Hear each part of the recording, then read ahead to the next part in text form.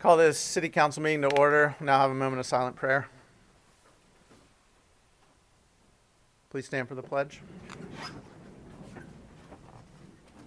pledge allegiance to the flag of the United States of America and to the republic for which it stands, one nation under God, indivisible, with liberty and justice for all.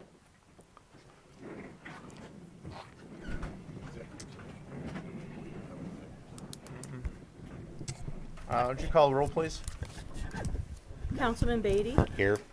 Councilman Butterbaugh? Here. Councilwoman Klinich? Here. Vice Mayor Ellis? Here. Councilman Ickes? Here. Councilman Kelly? Here. Mayor Pacifico? Here.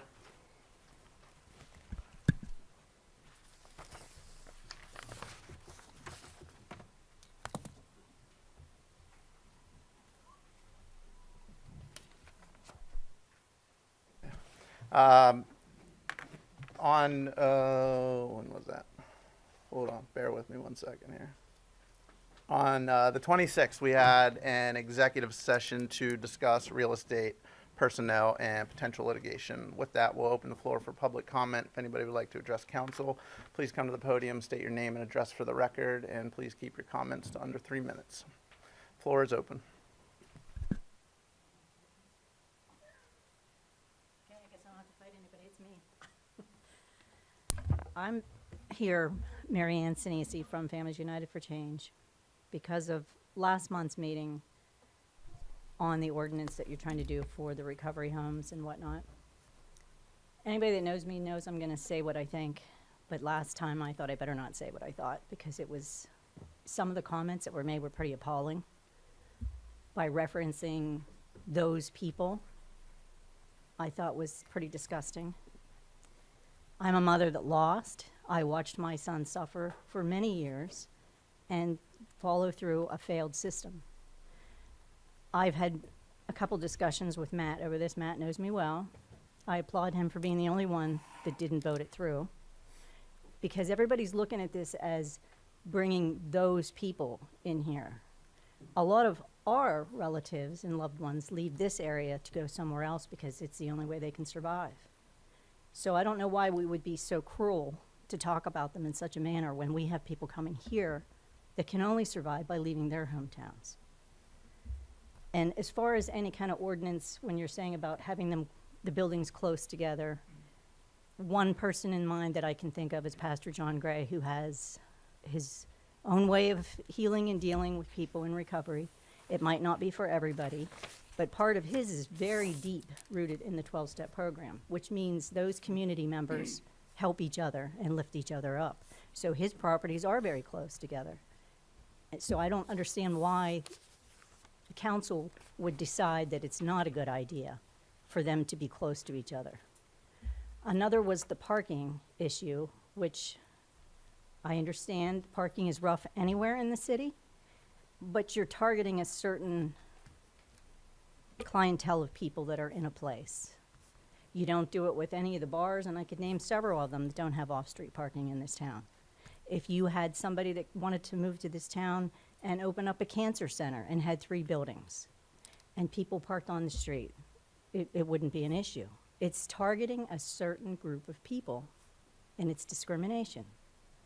So I'm here, like I said, basically to say, I think that we better open our hearts and our minds and learn and educate, because a lot of the people that end up on the street are there because there's not enough resources here for them, and we're not unique to that. There's not enough housing that they can afford. There's agencies that are putting them in for 6 months, and after the 6 months, they don't have anywhere to go, because in their mind, they're hopeful that something's going to come in their lap, and they're going to be able to afford it. They're not being handled properly, I don't think, either, with some of the case management that's out there. They slip through the cracks. We advocate all the time and say to people, then you need to get back onto your case manager and make them do their job. Go to the agency that's telling you that they're going to give you those things and make them follow through. Another thing that was mentioned was Altoonians. I don't know who that population is. I'm an Altoona citizen.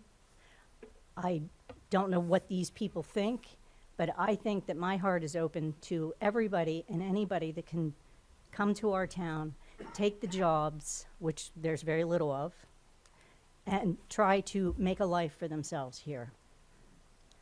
So I would hope that we would change some of what was said last time in the way that it was said, because it was definitely discrimination. And you're all voted in to work for all of us, not just whoever these Altoonians are that have a different opinion. Thank you.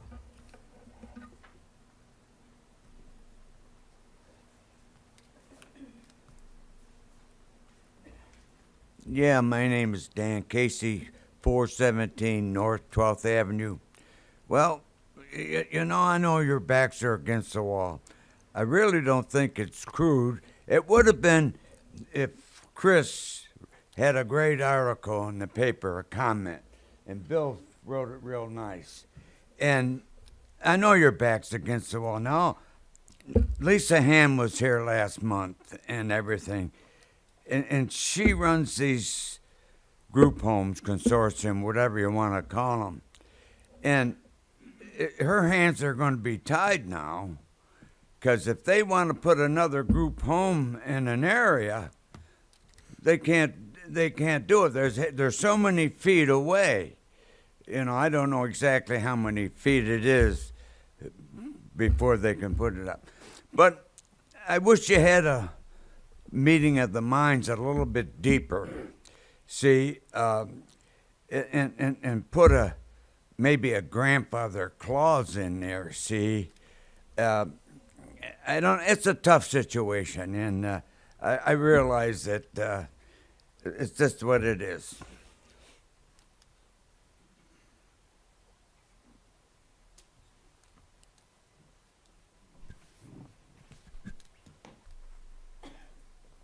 My name is Carol Taylor. I wasn't planning on speaking. I was just going to come and watch today, but I've been in the substance use field for the last 8 years as a counselor, as a supervisor, both inpatient and outpatient. I did want to say that recovery houses are a lower level of care. These are people who have gone through the rehab process, who are trying to make their way back into the community. They have to work while they're in recovery house to pay part of the costs. If we limit their ability to find housing, we are increasing another problem. We're increasing the homelessness problem in Altoona. And these are folks who don't have family to depend on. They don't have a place to go. They want to do better. Why would we limit that ability? To think deeply about it. I know everybody says, not in my neighborhood, not on my street. But honestly, if we don't hold each other up, each individual in our community, we all fail. Thank you.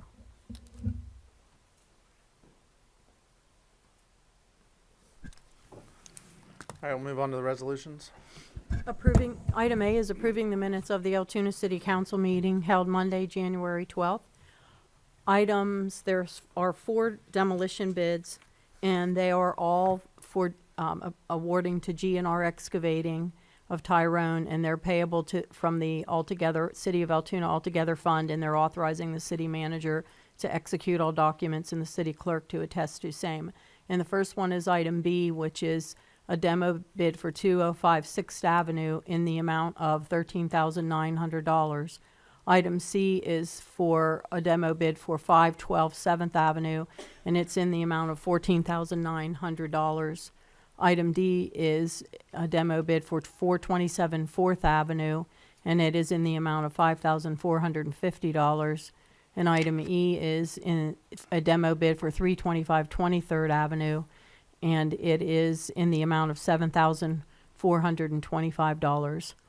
Item F is approving the submission of a Pennsylvania Historic Museum Commission Keystone Historic Preservation Planning Project grant application for funding request for $25,000 to be matched by the Jaffa Shrine in the amount of $25,000 for preparation of a facility preservation plan by a consulting firm for the Jaffa Shrine, and further authorizing the mayor to execute all documents and the city clerk to attest to same as needed. Item G is authorizing a payment of 140 hours of unused vacation to the city manager at the applicable rate of pay. The total amount payable shall be calculated based on the 2025 hourly rate of the city manager, and the payment made in a lump sum, and further authorizing HR director to process the payment via the payroll finance department in accordance with applicable payroll procedures.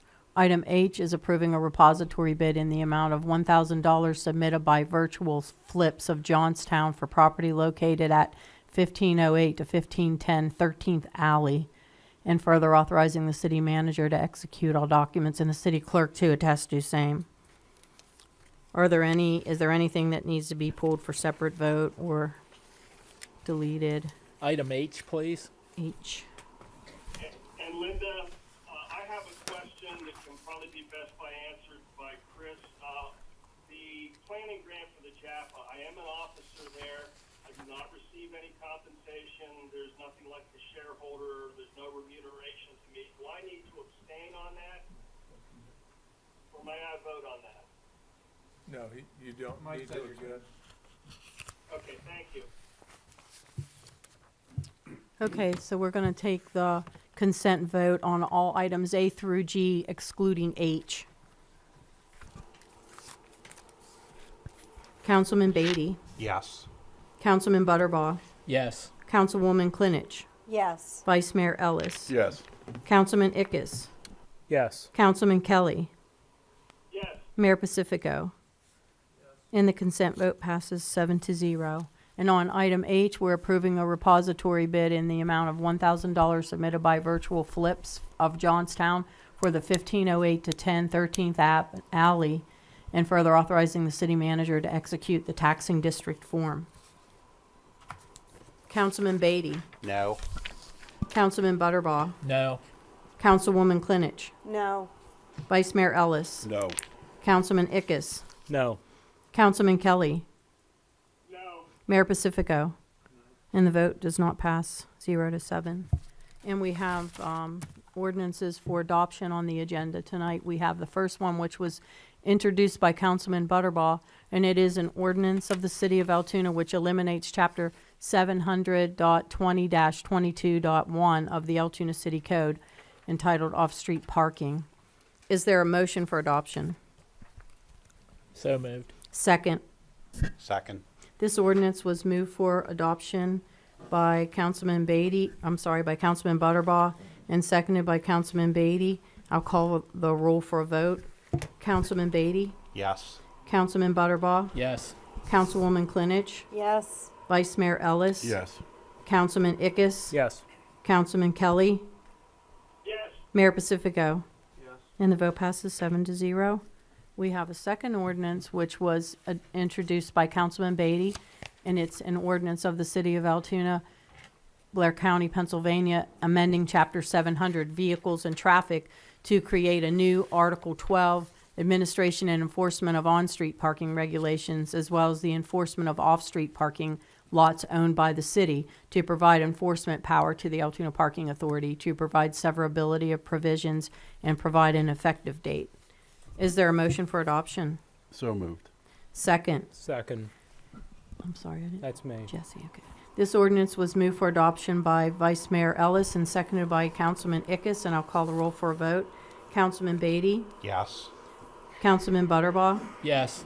Councilwoman Klinich, Yes. Vice Mayor Ellis, Yes. Councilman Ickes, Yes. Councilman Kelly, Yes. Mayor Pacifico. And the vote passes 7-0. The third ordinance for adoption was introduced by Councilman Butterbaugh, and it's an ordinance of the City of Altoona amending the code of the City of Altoona, Chapter 570, Residential Rental Inspection, adding Section 570-1A, Family Exemption, and adding 570-10B, General Definitions, Family, provide severability of provisions, repealer, and provide an effective date. Is there a motion for adoption? I'll make a motion. A second? Second. This ordinance was moved for adoption by Councilwoman Klinich and seconded by Vice Mayor Ellis. I'll call the roll for a vote. Councilman Beatty, Yes. Councilman Butterbaugh, Yes. Councilwoman Klinich, Yes. Vice Mayor Ellis, Yes. Councilman Ickes, Yes. Councilman Kelly, Yes. Mayor Pacifico. And the vote passes 7-0. And then we have a fourth ordinance, which for adoption, which was introduced by Councilman Ickes. It's an ordinance of the City of Altoona, amending the code of the City of Altoona, Chapter 295, entitled Disposition of Surplus Real and Personal Property, amending definitions, eliminating unopened paper street, amending disposal of other property, amending unopened rights-of-way and orphan parcels, provide severability of provisions, repealer, and provide an effective date. Is there a motion for adoption? So moved. Second. Second. This ordinance was moved for adoption by Councilman Butterbaugh and seconded by Councilman Beatty. I'll call the roll for a vote. Councilman Beatty? Yes. Councilman Butterbaugh? Yes. Councilwoman Klinich? Yes. Vice Mayor Ellis? Yes. Councilman Ickes? Yes. Councilman Kelly? Yes. Mayor Pacifico? And the vote passes 7-0.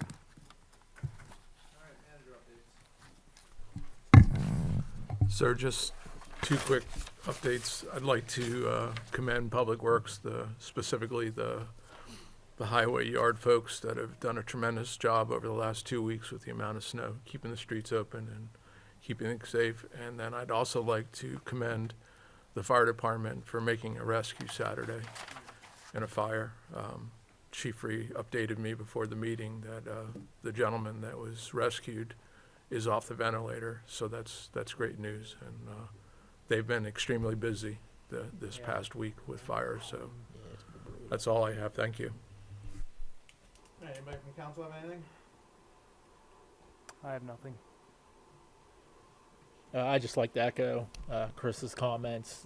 Good job with the storm. That was a lot of snow, and it just kept on going. But your guys did really well, Nate, and we appreciate it. And same with the fire department over the weekend. Even before the weekend, I was talking to the chief before the meeting, and I'm thinking, going into the weekend, I'm thinking this is the worst possible time to have a fire, and we had multiple fires, and our guys did a really great job. That was very adverse conditions. Thank you.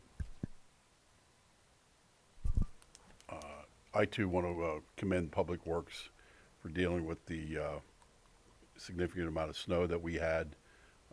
Fire department has been busy in very cold times to be dealing with fires, and of course the police department they're involved out there in those things too. So all the city employees that are dealing with cold weather issues, I commend the work that's being done. Thank you.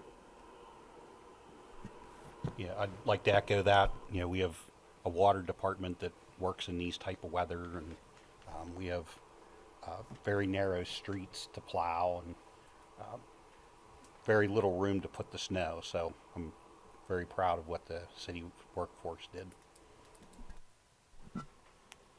I'll echo also. Thank you all for a great job handling all the snow and everything you do on a daily basis. Thank you.